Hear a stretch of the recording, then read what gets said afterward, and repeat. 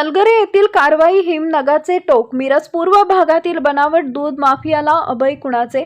अन्न व औषध प्रशासनाच्या भूमिकेवर संशय. 10 लाखांच्या कथित व्यवहाराची उलटसुलट चर्चा.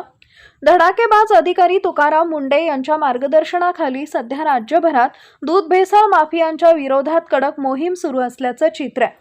मात्र मिरज तालुक्यातील सलगरे इथं नुकतीच 2 शेतकऱ्यांवर दूध भेसळ प्रकरणी कारवाई करण्यात आली असली तरी या प्रकरणातील बड्या माशांना पाठीशी घालण्याचा उद्योग अन्न व औषध प्रशासनाच्या काही अधिकाऱ्यांकडून सुरू असल्याची जोरदार चर्चा मिरज पूर्व भागात रंगली आहे.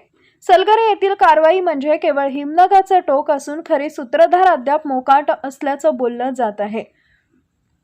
शेतकऱ्यांवर कारवाई, बड्या बीएमसी चालकांना अभय. 4 दिवसांपूर्वी सलगरे इथं बनावट दूध प्रकरणी 2 शेतकऱ्यांवर कायदेशीर कारवाई करण्यात आली. मात्र मिरज पूर्व भागातील बनावट दुधाचे जाळे अत्यंत मोठे आहे.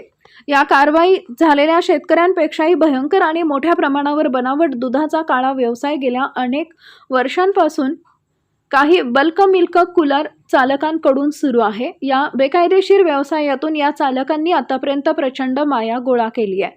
दूध संघाच्या बड्या अधिकाऱ्याचा वरदहस्त.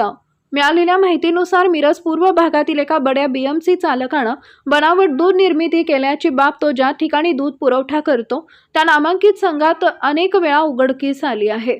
मात्र महाराष्ट्रातील त्या नामांकित दूध संघातील सांगली जिल्ह्यातीलच एक बडा अधिकारी या बीएमसी चालकाला सातत्यानं पाठीशी घालत असल्याची चर्चा आहे.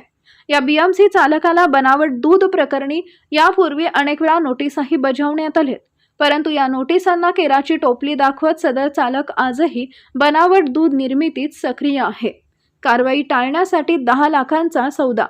सलगरे येथील शेतकऱ्यांवर कारवाई झाल्यानंतर संबंधित नामांकित दूध संघाने आपली अब्रू चव्हाट्यावर येऊ नये म्हणून या बीएमसी चालकाला सतर्क केले. तसेच अन्न व औषध प्रशासनाच्या अधिकाऱ्यांशी तडजोड करून कारवाई टाळण्याचा सल्ला दिल्याचा खळबळजनक आरोप केला जातोय. या कारवाईपासून वाचण्यासाठी तब्बल 10 लाख रुपयांचा सौदा झाल्याची उलटसुलट चर्चा सध्या मिरज पूर्व भागात सुरू असून यामुळे प्रशासकीय वर्तुळात खळबळ उडाली आहे. चौकशी करून महिनाभरातील तफावत जाहीर करण्याची मागणी. सर्वसामान्य जनतेच्या आरोग्याशी आणि जीवाशी खेळणाऱ्या या बनावट दूध निर्मितीच्या व्यवसायात हा बीएमसी चालक आपल्या राजकीय वजनाचा आणि अस्तित्वाचा गैरवापर करत असल्याचं समोर येत आहे. त्यामुळे केवळ छोट्या शेतकऱ्यावर कारवाई न करता अन्न व औषध प्रशासनानं या बड्या बीएमसी चालकाची आणि त्याला पाठीशी घालणाऱ्यांची सखोल चौकशी करावी अशी मागणी जोर धरू लागली आहे. तसेच दूध भेसळीचं खरं वास्तव समोर आणण्यासाठी या बीएमसी सेंटरमध्ये महिन्याभरात संकलित होणारं दूध आणि प्रत्यक्षात होणारा पुरवठा यातील तफावत, दूध संकलनाची आकडेवारी तपासून ती जाहीर करावी अशी मागणी आता जनतेमधून होत आहे.